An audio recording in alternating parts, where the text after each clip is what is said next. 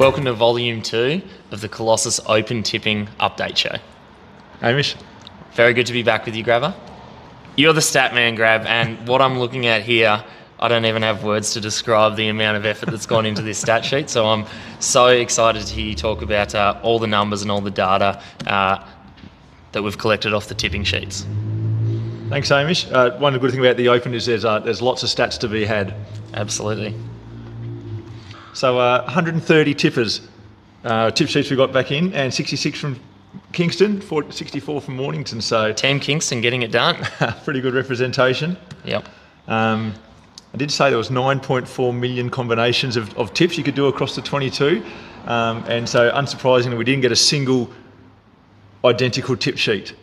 There's always at least one different, or in most cases a lot different. I did notice there was a couple of no tips. So whether someone was sitting on the fence or going for a draw or I had whatever. a few people say to me, can I just leave it blank? I can't pick between these two people. So no tips. You've given them nothing. You haven't given them an away team kind of score. It's exactly. Just that's a no result, loss, unfortunately. But yeah, let's jump into a couple of the key stats here. So the big one is we were talking about last week about who's the favourite and who's going to be potentially the underdog. Yep. So we've got this chart here, and yeah, easily, I think as we were calling our slam dunk tip last week, similar here that we've got Aaron Keogh with 82% of the tip, and all that means is Ellis is the lead underdog. He's captain of the underdogs for this Open. Absolutely, and he did call out in his trash talk that people need to donate to charity more often. People didn't take his advice, obviously. Aaron's got the majority of the tips, but good luck, Ellis. We love to see an underdog story. Beautiful. And then we've got Bigger with Flanagan. That's one that surprised me a little bit. Another one where Bigger's 80% favourite. Yeah, obviously Bigger with a big win last year, and even more exaggerated when you're that high up the leaderboard. Yes. But it'll be interesting to see what happens in that matchup. Yeah, and then our third on the favourites here, we've got Ed Lana over Curtis. So that's I'm not sure about the big win factor for that one, but well, we did speak last week that Ed is very involved with community stuff. He does all the comps, Masters League, and all the other events that we run throughout the year. So I'm wondering, obviously he's a fantastic athlete, but he definitely knows a lot of people, and I think that's a big advantage here too. Being someone that's well known throughout the gym probably serves you well to getting a few votes. I wanted to see how much the trash talk plays into it, so I did a little bit of looking through, and I sort of selected my favourite bits of trash talk in there. Didn't really correlate with the tips, so maybe next year people need to read the trash talk a bit more closely and use that as a data point. Or a bit more trash talk. Yeah, maybe there wasn't enough. Yeah, more of it, I say. Yeah, absolutely. And then look at the other end of the scale down here, and a couple of the coin toss ones. So we've got Trent and Nathan, basically 50-50, and then Caitlin and Alicia as well. Another one where we talked about it was a bit hard to choose who might be coming in front, and the tippers have shown a similar story. I'm absolutely loving this Trent versus Nathan story development. It's already such an exciting matchup. And I just love that we've got nearly an absolute 50-50 tip on those two. Beautiful. And special call out to Leanna and Lockie Jones with 17%, 9% of the tip. All I can say to that, it's hard being in a three-way, trying to get that vote. And as I said to you before, I thought with the general demographic of the gym here, people might have got around Leanna as the master. Yes. Going to take it to the youngsters, but unlucky Leanna. 17% was it? Yeah, 61% for Hannah, favourite in a three-way matchup. That's a lot of pressure on Hannah. You've got to be starting to feel the pressure if you're Hannah. Absolutely. But the favourites are one thing, and the underdogs that come out. But I wanted to know, were they expected? So I had a bit of a look at last year's results, or people's last Open results, and how did that correlate with the favouritism? So were the heavy favourites, were they big winners last year, or was it the other way around? Was it based on data? Yeah. Were those favourites based on data? Yep. So and what have you found? Yeah, so we look at this second chart we've got here, and a bit going on in this one, but basically on the bottom side we've got the favouritism. Yep. So Ed Lana is up around 80% favouritism on the right-hand side, and then up and down on the left we've got how much they beat their rival, they're this year's rival, how much they beat them by last year Yep. or lost by. So Ed being the big favourite makes sense. He'd finished 20,000 spots ahead of 30,000 spots ahead of Curtis last year. But a Trent and Nathan right at the other end of the scale makes sense that they're 50-50 because they were so close last year. Yeah. That's ridiculous, the Trent and Nathan plot point on that graph. Yes. Right down the bottom, nearly the same score last year and nearly 50-50 tips. But a couple that are surprising me on that line of being very, very close near the zero there is yourself and Dylan. Very close finish, but somehow you've dragged it towards 80% of the vote. I think people want to believe that their coach is the best athlete, and thank you all for voting me. I'm going to try my absolute best not to let you down, but I've got a lot of work to do, that's for sure. And the last one to point out is Brad with John there right at the top. So that's a bit of an outlier because John's most recent results, he hasn't done all the workouts. Yes. It looked like he back John's past open performances were in the days of the 5-week open. Yep. So you might have done 3 or 4, but not 5. So, so he that didn't hurts his finish position a bit there. Yeah. Is there anything at play that's driving? So sometimes we see it's the past results. Is there anything else at play that's driving that? And I thought, well, hang on, we've got 2 locations here. How is the gym bias coming into it?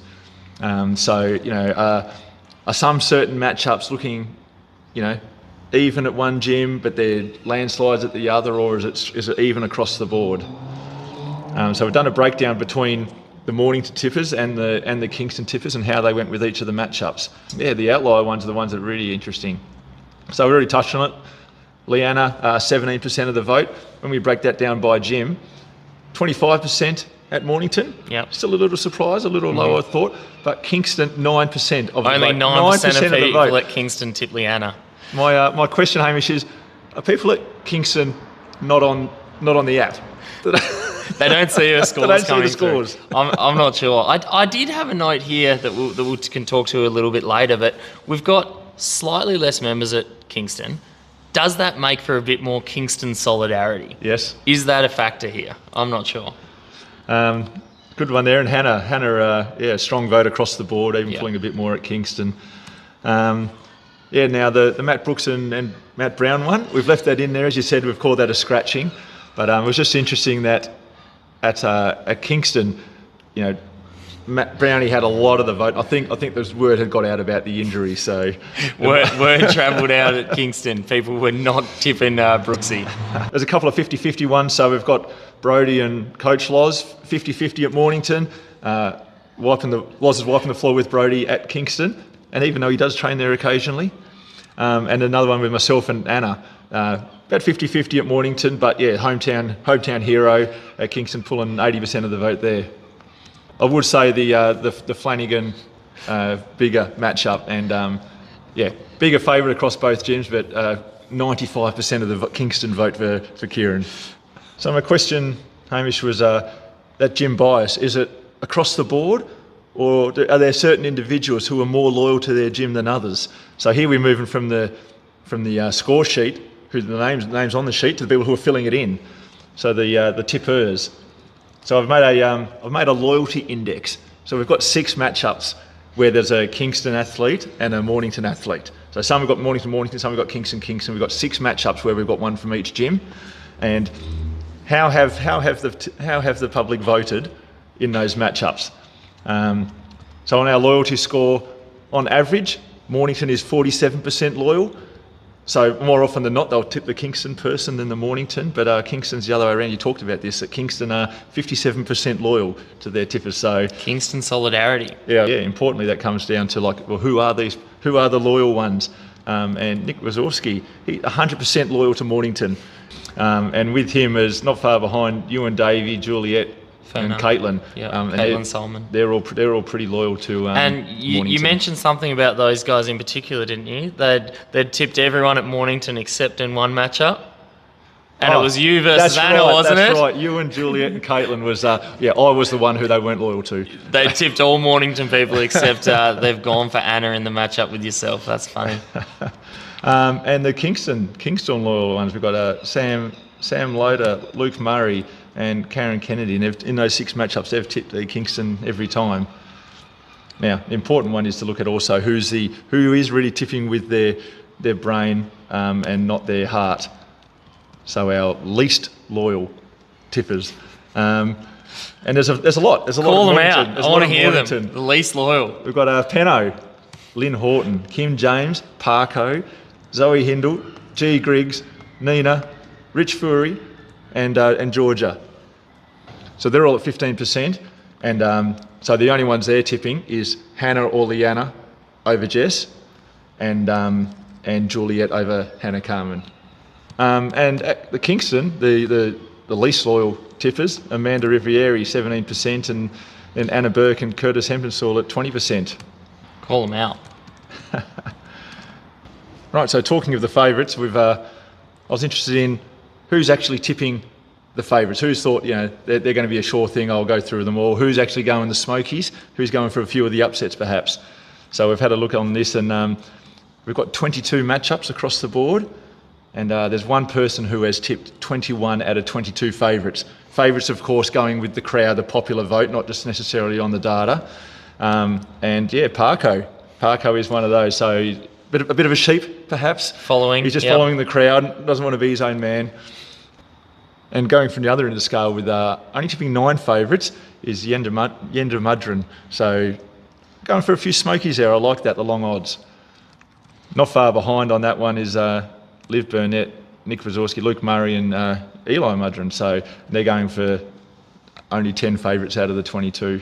I like it. We'll see how that plays out next couple of weeks. And my last one for the day is talking about the tie-break score. So again, a couple of scores might have been missed off there. Unfortunately, they're not in for the tie-break prize, but had a lot of, I call them interesting, or we've got a wide spread of results. We've had, so this obviously was the total possible workout time across the 3 weeks. So I've got one of 10 minutes. So we're already 12 minutes into the open. Maybe some misunderstanding of the question there. And another one was 67 minutes at the other end. So Definitely not impossible. We've had some 24-minuters in there over the years, so it's definitely possible. And endurance conditioning in 26.2. And then we had a lot of times with minutes and seconds. So Yep. Time caps with 13 seconds in there, perhaps not, but hey, like you said, anything is possible. Now our most tipped tiebreaker was 45 minutes, 13 tippers on that one, and then 49 minutes with 11 tippers. And I think you've scared everyone away by posting last year's time, because that was 47 minutes, Yep. right in the middle, and we've only had 2 people vote for that. So, But a lot no either repeat. side. A lot either side. Yeah. Anything further? No, that's great data, Grabber. You're the stats man, and we've absolutely seen that tonight. I hope that everyone has the mind to interpret the data that you've put down, because this is pretty complex stuff, but I've loved going through it with you. Yeah, great. Happy if there's any question on the comment or in person, whatever, I'm happy to sit someone down through the spreadsheet. It's all good. Thanks, Grabber. We are going to meet again maybe tomorrow or the day after to chat all things 26.1. The scoreboard's locked now, so we've got all the results in. Can't wait to get to that one. I'm looking forward to it. Some actual workout data to start talking about. See you then.